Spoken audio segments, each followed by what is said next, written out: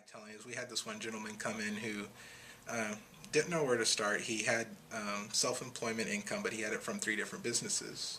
So we ended up filing, I think it was three different, Schedule C forms because he had three small businesses, and when you get the certain forms, the IRS considers you as a small business.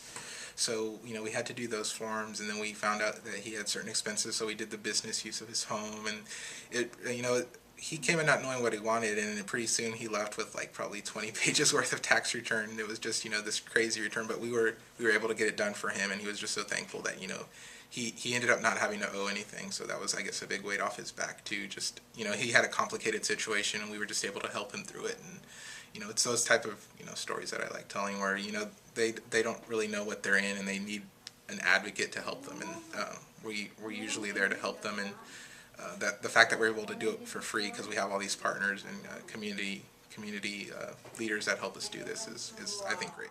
That is cool. It's always nice when sometimes people, they want to show our gratitude, and we can't accept cash gifts or anything like that. But sometimes they'll bring us, they'll go. We have the HEB next door, and they'll go bring us, empanadas or donuts. Or one lady brought us one lady brought us a 6-pack of cold Cokes, and it was just, it was the simplest gesture she could have made. But I haven't had a ice cold Coca-Cola in a long time, and it was just, little thoughts like that. She brought one for me and one for all the volunteers I had, and it was just kind of,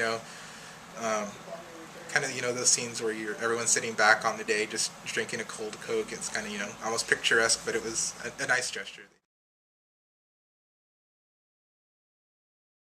At any one time, we usually have between 4 and 5 actively working at any one time.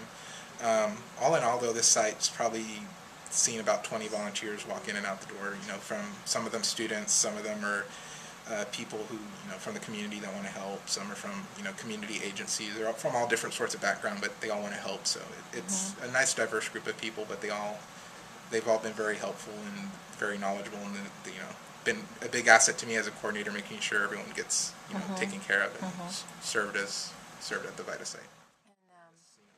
I've talked to some other volunteers who've been doing this for a lot longer than me, so I think it'd be kind of cool down the road to say I've been doing this for double-digit amount of years or something.